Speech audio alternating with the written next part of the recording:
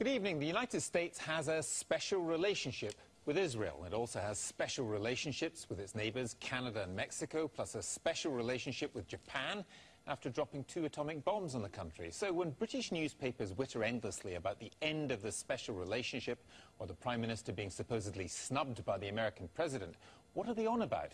Is it possible that what's at stake is whether Britain really has a significant role in the world beyond sucking up to the superpower? Here's Peter Marshall.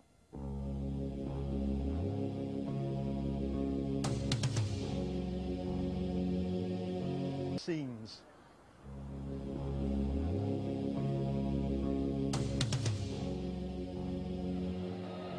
Day 58, KDKA, all day AAA traffic and weather together every day. All right, it's official G20 startup day. This hour's top stories from your official G20 station. A deserted city and 24 hours to sort out the world economy. This is the third G20 summit in 12 months, and while the ambitions get larger, so do the tensions. What's the G20 going to do for us? As President Obama's plane touched down, protests kicked off in Pittsburgh. This march had been denied a permit to take place. The police were here in massive numbers, but the force of people's anger with the politicians, with their perceived inaction, the seeming club from which everybody else is excluded, prevailed. All over the world, governments are under pressure from their people. It's not just protests like this and not just elections. There seems to be an unacceptability about imposing austerity on your own people, which makes the hard decisions have to take place somewhere else. Who will feel the pain and when is the real agenda of the G20 summit. The leaders arrived today with totally different agendas. President Obama has become engaged with the long-term task of rebalancing the world economy.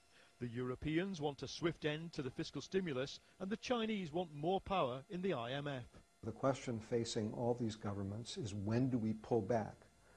When do we raise taxes? When do we cut spending? When do we slow or halt the growth of money supply? When do we rein in the growth of bank reserves? And how do we counteract the opposition that's sure to arise if we try and do any of these things?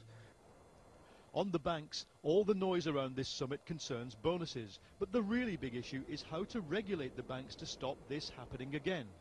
James Rohr runs America's 5th biggest bank.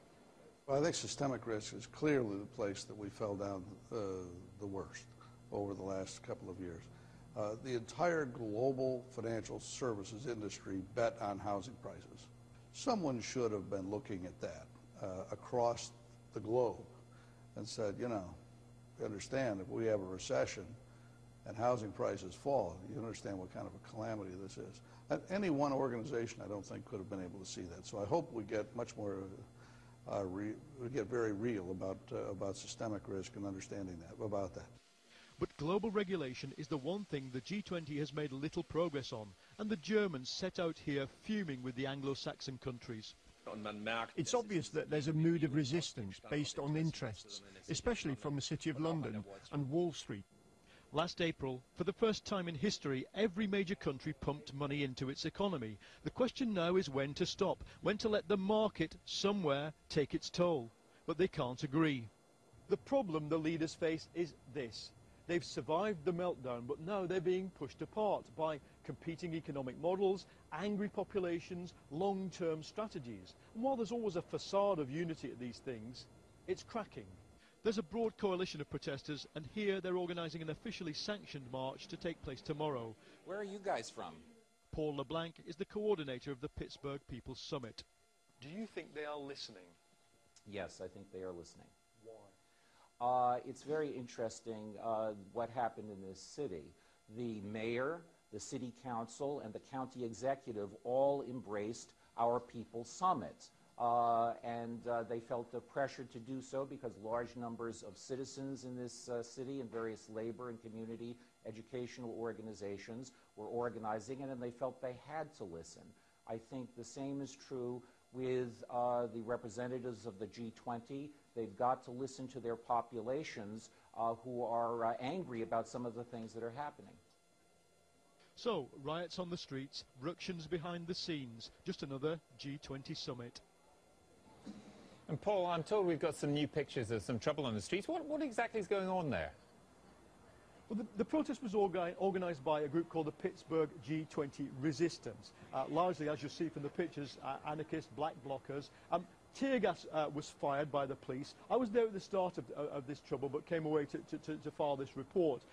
I saw a sonic boom device deployed by the police. A protester later claimed to me that this was used and said that this was the first time in the USA this would have happened, if so. So I think, you know, we've seen the protesters rolling bins at the police. It's not a major outbreak of violence on a scale that we would recognise in Europe, but I think it just showed the police here do seem to be geared up to deal with a lot, but not particularly anarchists or for that matter, journalists. Now, on the big picture of the summit, there will be an agreement, presumably, because that's what happens at summits. But, I mean, how significant will it be? Well, Treasury Secretary Guyton has just given a speech, the US Treasury Secretary, where he says, look, we can say with confidence that there's a common shared commitment to sustain the early signs of recovery and growth. What that means is that nobody's going to run for the exit in terms of withdrawing the stimulus. They have to look at each other across the table and decide how big the commitment is and how long that lasts. Because as we just heard in my report, it is the crucial question. There are many economists who believe if these stimulus packages remain in force for much longer during the recovery, then you get inflation, you get huge budget deficits that are unsustainable, and then countries decide to fob the price of this crisis off on each other. Now, there will be warm words, but that's the essential issue. President Obama wants to talk about solving the great imbalances between China and the USA and consumption in China, issues we've covered on Newsnight for many a year, but these are not going to be solved by summits like this. They have a very limited ability, and of course we're all waiting to find out what they agree on financial regulation. We kind of know it's kind of minimal, and as Guyton himself says, look, you know, we need to act before the memory of crisis fades. Paul, thanks very much. Now, scientists have developed a vaccine that they believe reduces by nearly a third the risk of contracting HIV. But how significant is that reduction in the odds? And how far are we from stopping infections altogether? Here's our science editor, Susan Watts. In the battle between science and HIV, the virus has been winning hands down. Then this morning, after years of relentlessly bad news, some hope. 2 previously unsuccessful vaccines in combination appear to have stopped people becoming infected.